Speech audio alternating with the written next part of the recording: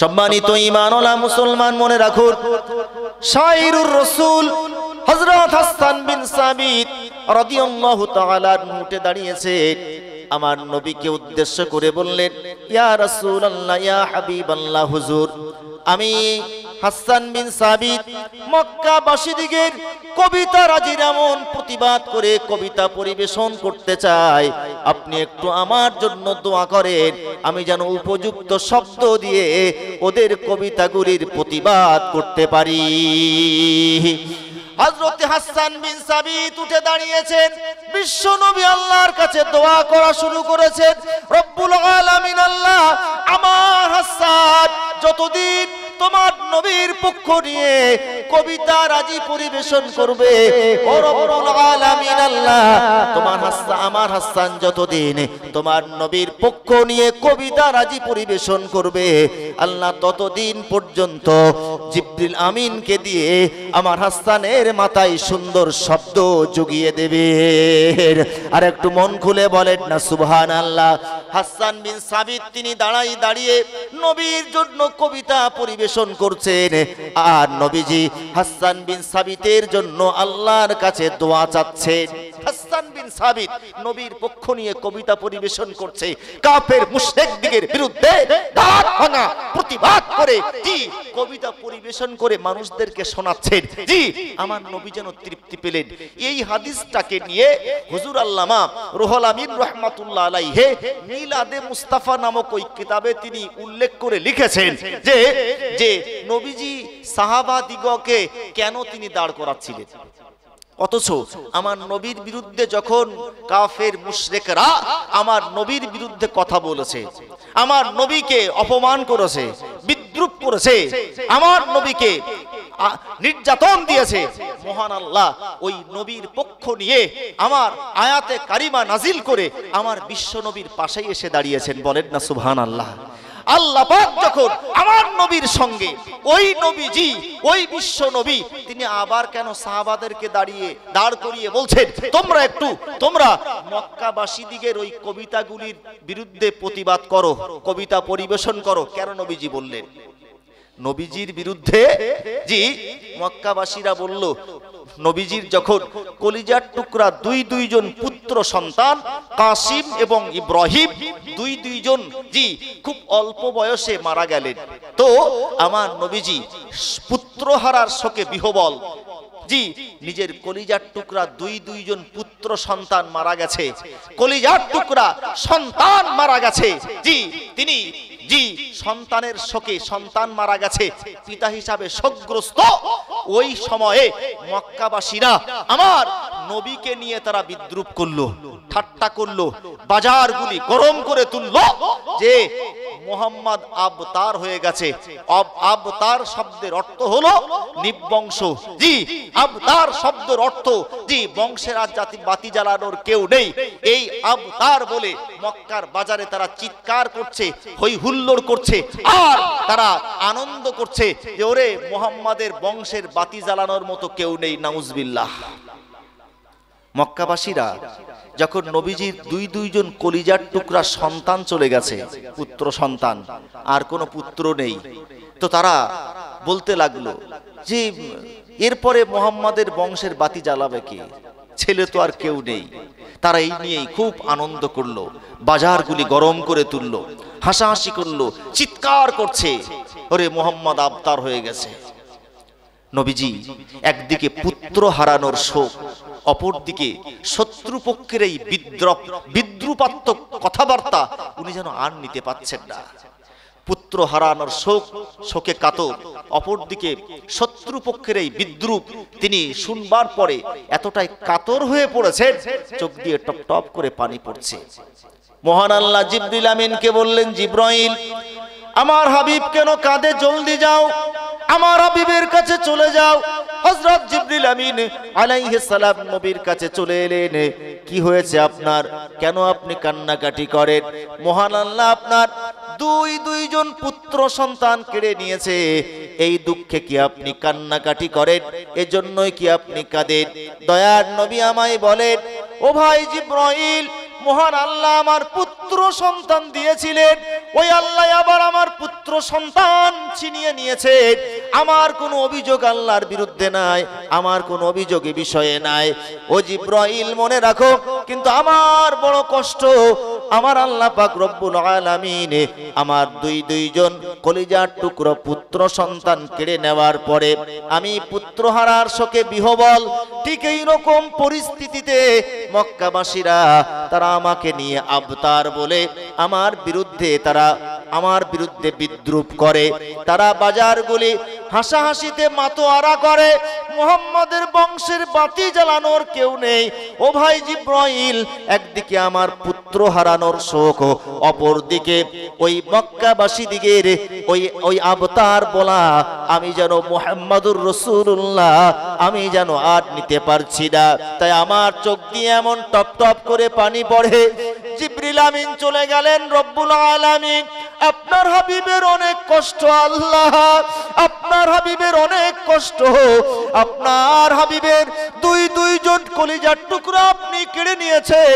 আপনার হাবিবের এ বিষয়ে কোনো অভিযোগ দায়ের করবার নাই, কিন্তু আপনার হাবিবকে যখন মক্কাবাসীরা এই সুযোগে আবতার বলে বিদ্রুপ করছে, বাজারগুলি গরম করে তুলছে, হাসাহাসিতে মাতোয়ারা করছে, আপনার হাবিব যেন এই দুঃখ কষ্ট আর সহ্য করতে পারছেন না।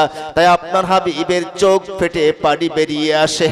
আমার আল্লাহ পাক রব্বুল আলামিন জিবরিল আমিনকে লক্ষ্য করে বললেন, জিবরাইল আমার হাবিবের কাছে যাও, আমার হাবিবকে জানিয়ে দাও, আমার হাবিবকে জানিয়ে দাও, যারা আমার হাবিবকে আবতার বলে নিবংশ বলে বিদ্রুপ করে আমার হাবিবের মনে কষ্ট দিয়েছে, ও জিবরাইল আমার হাবিবকে জানিয়ে দাও, ইন্না আ'তাইনাকাল কাউসার ফাসাল্লি লিরাব্বিকা ওয়ানহার ইন্না শানিয়াকা হুয়াল আবতার। যারা আমার হাবিবকে আবতার বলে বিদ্রুপ করে মনে কষ্ট দিয়েছে, ও জিবরাইল আমি আল্লাহ জানিয়ে দিলাম, এর বিনিময়ে কিয়ামতের কঠিন কঠিন দিবসে, যে দিবসে হাউজে কাউসারের পানি ছাড়া কোনো পানি পাওয়া যাবে না, কিয়ামতের কঠিন দিবসে সূর্য হাসরবাসী দিগের মাথার অতি সন্নিকটে এসে যাবে। এক চিলতে ছায়া নাই, এক ফোঁটা কোথাও পানি নাই। ওই রকম কঠিন বিভীষিকাময় পরিস্থিতিতে আমার আল্লাহ পাক রব্বুল আলামিন একটাই পানীয়ের ব্যবস্থা রেখেছেন, সেটিও হলো হাউজে কাউসার। আমার নবী পাককে বললেন, আমার আল্লাহ পাক জানিয়ে দিলেন, ও আমার হাবিব আপনি মনে রাখুন, যারা আপনাকে আবতার বলে আপনার মনে কষ্ট দিয়েছে, ওই আবতার বলবার বিনিময়ে আমি আল্লাহ পাক আপনাকে হাউজে কাউসারটা দান করে দিলাম। আর মন খুলে বলেন না সুবহানাল্লাহ, নারায়ে তাকবীর, নারায়ে তাকবীর। বিশ্ব নবী দিবস, নারায়ে তাকবীর। একবার দরুদ শরীফ, আল্লাহুম্মা সাল্লি আলা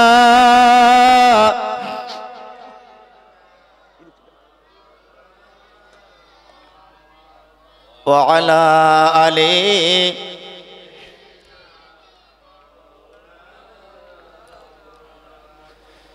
আমি অসহায় তাই এত দূরে রই, আমি অসহায় তাই এত দূরে রই, শুধু সালাম জানাই মদিনা, যাইতে পারলাম না মদিনা, দেখতে পারলাম না মদিনা। নাম কত সুন্দর মদিনা, কেড়েছে অন্তর। ওই মদিনার পথের ধুলি আমি, ওই মদিনার পথের ধুলি আমি মাখতে পারলাম না মদিনা, যাইতে পারলাম না মদিনা, দেখতে পারলাম না মদিনা। নাম কত মধুর মদিনা, আর যে কত দূর মদিনা নাম কত মধুর মদিনা আর যে কত দূর পাখির নাই ডানা থাকলে পাখির নাই ডানা থাকলে যেতাম মদিনায় মদিনা যাইতে পারলাম না মদিনা দেখতে পারলাম না আমি অসহায় তাই এত দূরে রই আমি অসহায় তাই এত দূরে রই শুধু সালাম জানাই মদিনা যাইতে পারলাম না মদিনা দেখতে পারলাম না আল্লাহুম্মা সাল্লি আলা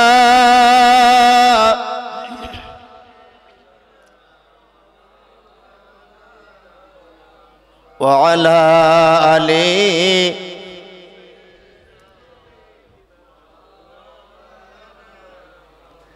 সম্মানিত ঈমানওয়ালা মুসলমান মনে রাখুন ওই ঈমানওয়ালা মুসলমান আমি আপনাদেরকে বলছিলাম আমার বিশ্ব নবী মুহাম্মদুর রাসূলুল্লাহ সাল্লাল্লাহু আলাইহি ওয়াসাল্লামকে মক্কাবাসীরা যখন বিদ্রুপ করলো আমার আপনার নবীকে কতই না তারা নির্যাতন করলো আমার নবীর বিরুদ্ধে মক্কাবাসীরা যখনই কথা বলেছে আমার নবীকে হেয় করতে গিয়ে বিদ্রুপ করতে গিয়ে যখনই মক্কাবাসী আমার নবীর বিরুদ্ধে শত্রুতা পোষণ করেছে আমার আল্লাহ পাক রব্বুল আলামিন ঠিক সেই সময়ে আমার নবীর পাশেই দাঁড়িয়ে তিনি যেন জানান দিলেন ও আমার হাবিব গোটা মক্কাবাসীরা আপনার বিরুদ্ধে গেলেও গোটা মক্কার মানুষরা আপনার শত্রু হলেও আমি আল্লাহ পাক জানিয়ে দিলাম আমি আল্লাহ আপনার সঙ্গেই আছি আর একটু মন খুলে বলেন না সুবহানাল্লাহ ওই ঈমানওয়ালা মুসলমান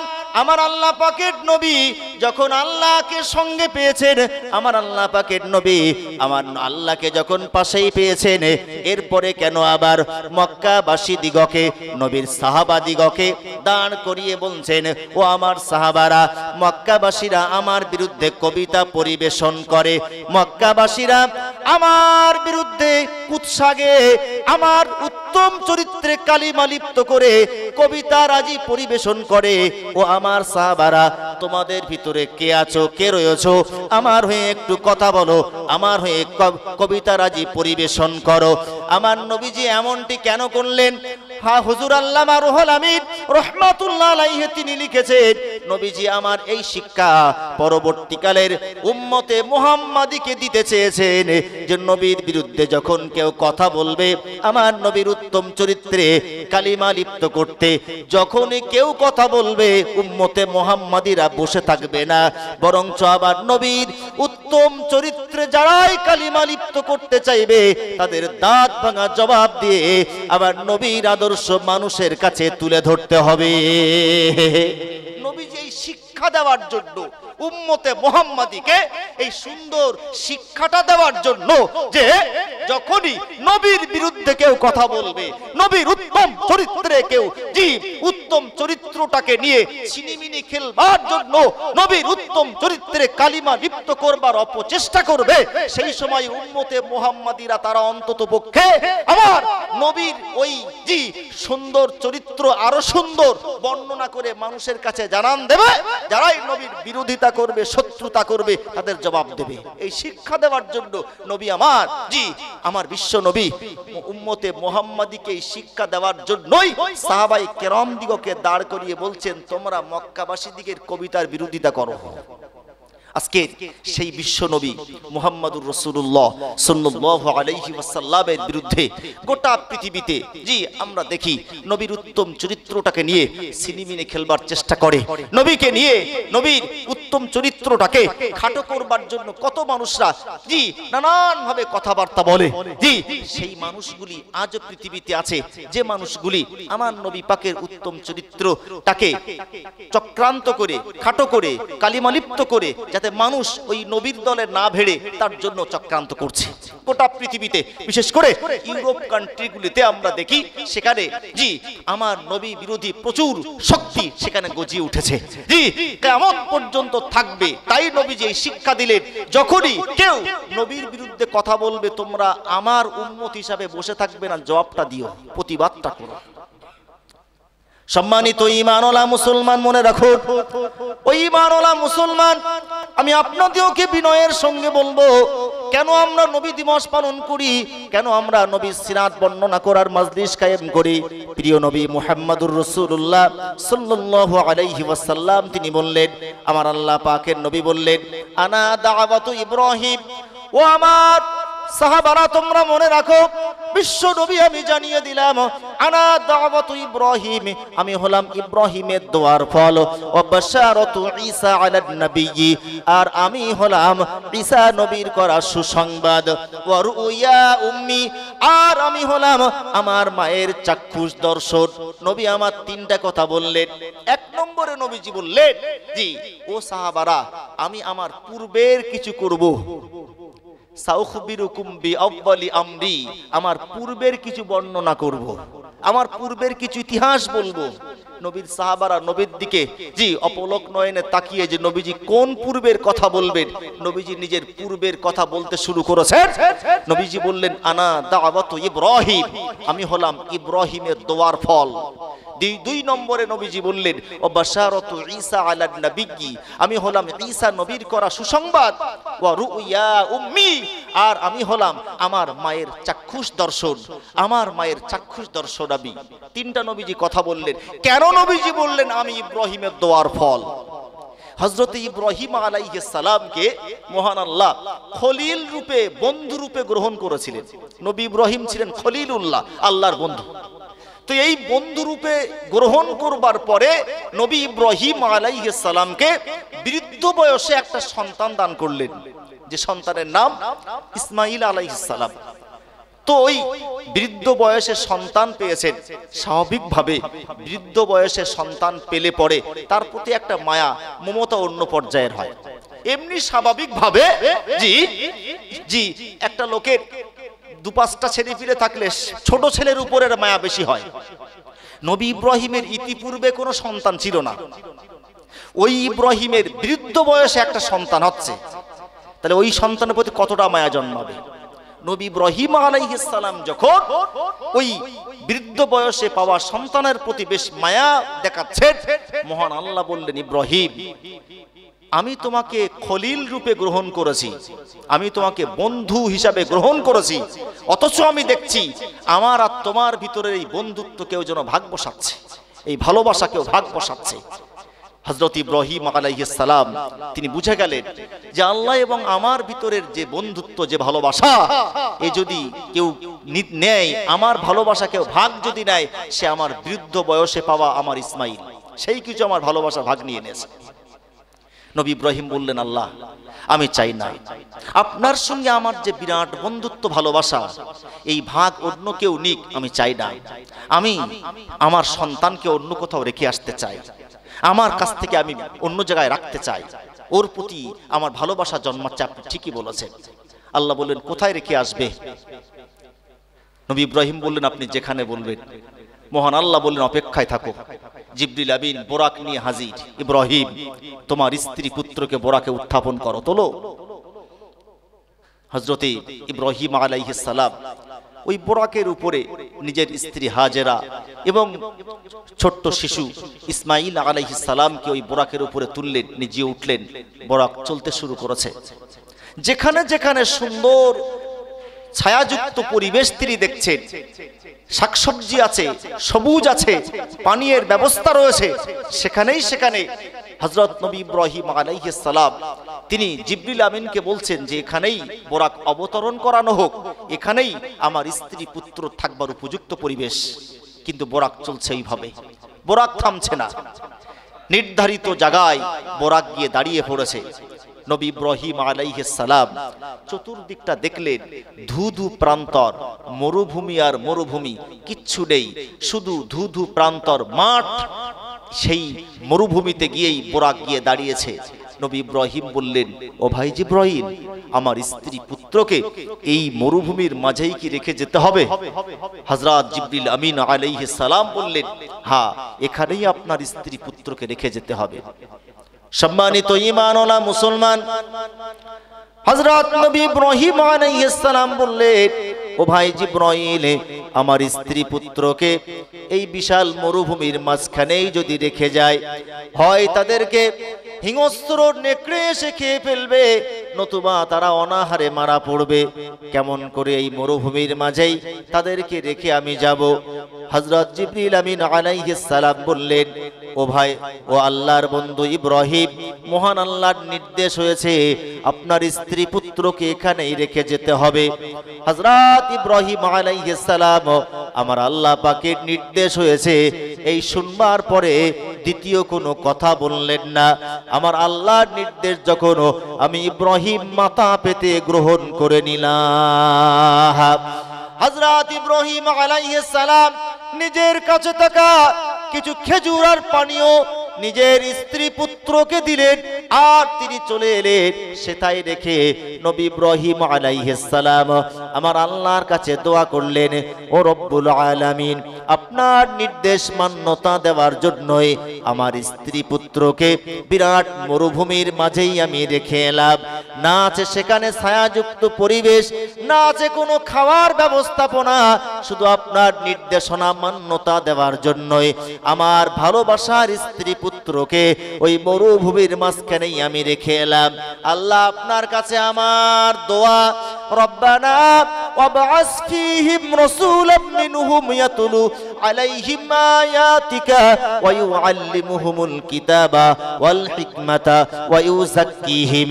আমার আল্লাহ পাকের কাছে হযরত নবী ইব্রাহিম আলাইহিস সালাম দোয়া করলেন, রব্বুল আলামিন, আল্লাহ, আমার ওই স্ত্রী পুত্র দিগের ভিতর থেকে আপনি এমন একজন রসুলকে পৃথিবীতে নিয়ে আসুন। ও আল্লাহ, আমার স্ত্রী পুত্র দিগের জন্য আপনার কাছে দ্বিতীয় কোনো দোয়া নাই, প্রার্থনা নয়, শুধু ওদের কাছ থেকে, ওদের ভিতর থেকে এমন একজন মানুষকে আপনি পৃথিবীর জন্য পাঠিয়ে দিন। আমি ইব্রাহিম আপনার কাছে দোয়া চাই, যে রসুল, যে মানুষটি পৃথিবীবাসীর জন্য তিনি আপনার পক্ষ থেকে অবতারিত হওয়া কিতাব তিনি তিলাওয়াত করবেন, আর ওই মানুষটি আবার ওই কিতাব জনগণকে শিক্ষা দেবেন। ও রব্বুল আলামিন, আল্লাহ, এবং সেই রসুল পৃথিবীতে আসবার পরে জ্ঞান বিতরণ করবেন, সূক্ষ্ম তত্ত্ব জ্ঞান বিতরণ করবেন, এবং জাহান্নামের পথে চলা মানুষ দিগকে পরিষ্কৃত করে ভালো রাস্তা দেখাবেন। এমন একজন রসুলকে আপনি আমার স্ত্রী পুত্র দিগের ভিতর থেকে বাহির করুন। খুব অবাক বিষয়, একটা স্ত্রী পুত্রকে বিশাল মরুভূমির মাঝে রেখে আল্লাহর কাছে একজন পিতা হিসাবে, স্বামী হিসাবে দোয়া চাইবে, আল্লাহ, আপনি আমার ওই স্ত্রী পুত্র